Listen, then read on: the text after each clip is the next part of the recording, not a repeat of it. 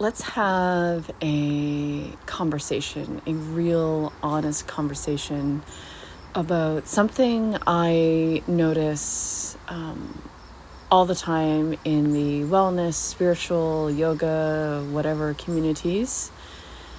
And there's just so much shaming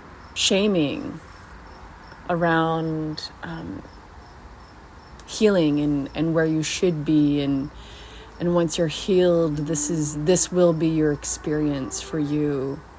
And no. For one, what is once you're healed? Like, what does that fucking mean? And how can you even claim that they will be able to experience these things that may not be within their experiences? They might not even want those things. It's interesting because it's like so many folks, and I know I participate in this as well, and this is what I'm untangling myself from, so bear with me as I speak to it and I unpack it out loud. You know, this whole shenanigans, you know, for example, you know, I'll use the post that I've been really thinking about for days now. And so it was a sexual healing coach, and she did a post about once you've healed all your sexual traumas, that you would have this wild, crazy, kinky sex, and, you know, really spoke to sexual experiences that not everyone wants to have, but stated it in the framework that we should all be aiming for that. Like, that which she described is the ultimate experience that we all need to desire. And I call fucking bullshit. And I see this everywhere. I see this on so many levels, in so many areas, but it was so blatant with this person.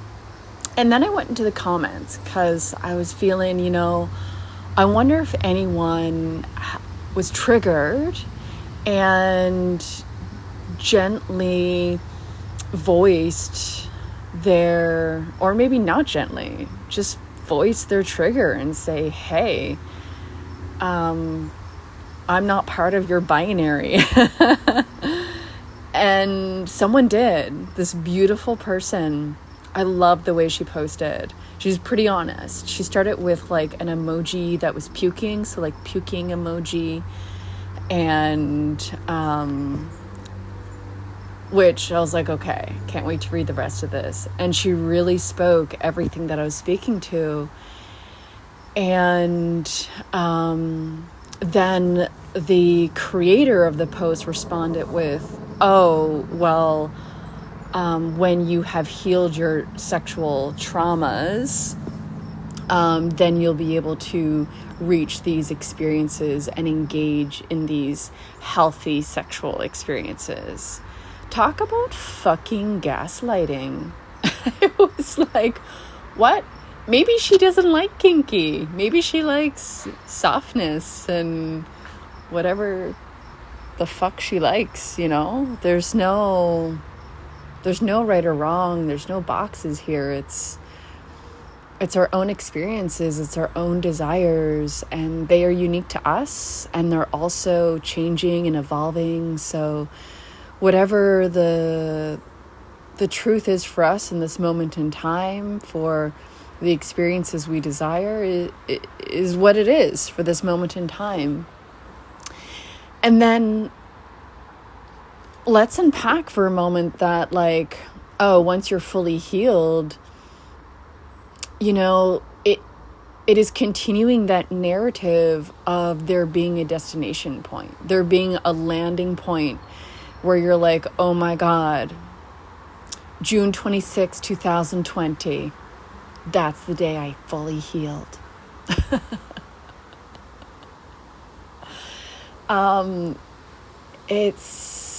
Yeah. there's a lot I could say. And I think there's probably a lot that isn't coming to me in this moment around that.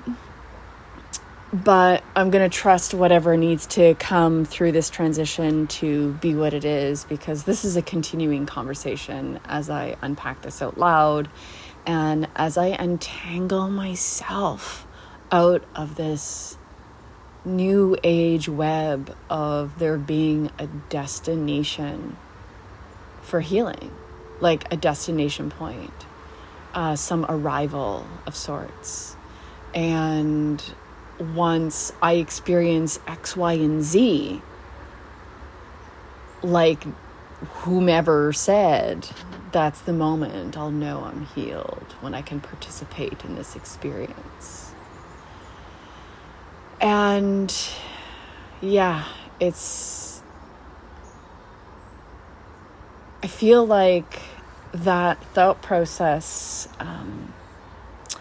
that causes a lot of harm. And I know from my own lived experience, for many, many, many years, I carried a lot of shame for many reasons. But one of the things I carried as someone who was a space holder for many years for folks on their path of healing was feeling that I was an imposter and not good enough because I wasn't at a certain point yet. And now, after 20 really focused years of having mentors and going down every rabbit hole, and a big journey and awakening to the need to decolonizing my practices and how binary and filled with white supremacy, the new age cult spirituality thinking is, it just caused so much harm. I just never felt good enough. And I didn't recognize that I was continuing to participate in my codependent tendencies of just continuing to give my power over. It's like, oh, well, this healer will have the answers. If I go to this healer, I'll have the aha moment that will bring me to my healing destination, and then all will be good with life. And then life will be perfect, and I'll get everything I want, and I'll manifest all my truest desires. Cue in the laughter.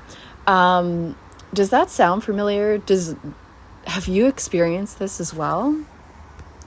And yeah, I'm really curious. Like, invite yourself to go in, and please reach out if you have. I'd really love to go deeper on this conversation with you as well. I thank you. I really appreciate all of you folks in the community who do send me notes in my DMs or on my email, and it's so powerful. I learned so much.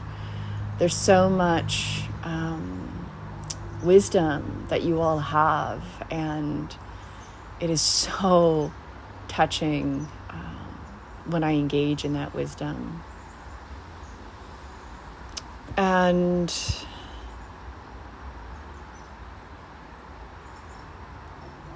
yeah, I thought that,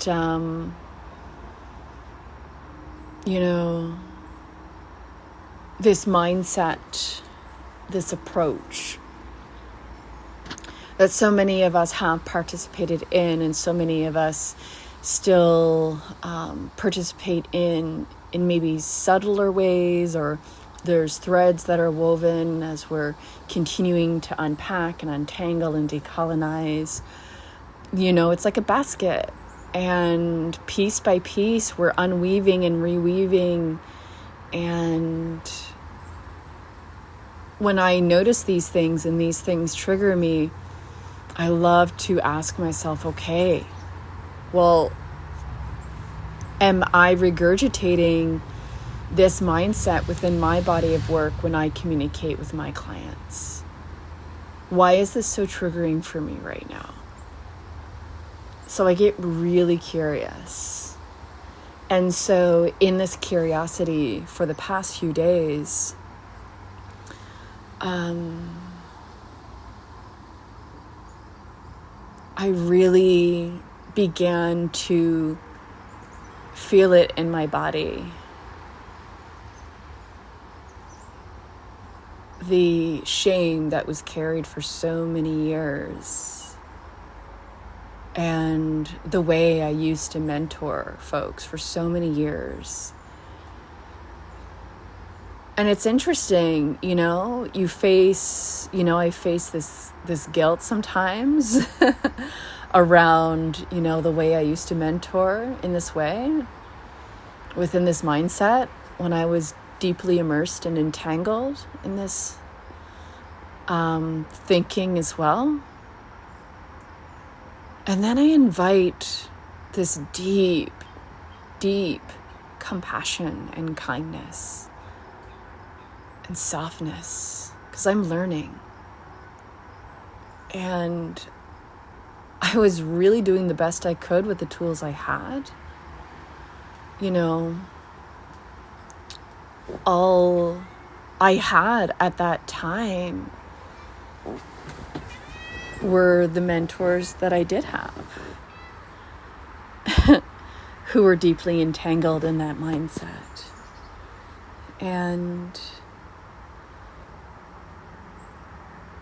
as much harm as that's caused me, and as much as it has perpetuated the shame within my body, within my nervous system, within having to be or look a certain way, that narrative,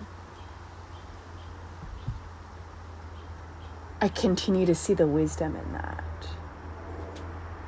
How these narratives were already there, through the extension of the conditioning of the way I was raised, the culture I was raised within, the society I was raised within. And how easy it was to then, adopt these approaches and ideologies that weren't more opening at all. It was the same thing, but with a spiritual glaze on top. And so, I think I'll pause this note here, because this in itself, there's so much to unpack and so much juiciness. And what I'd love to invite you into is to reflect in your own wisdom, in your own experiences, so you can continue the conversation within the mind, within the body, within the soul, and continue to feel, sense what comes through for you.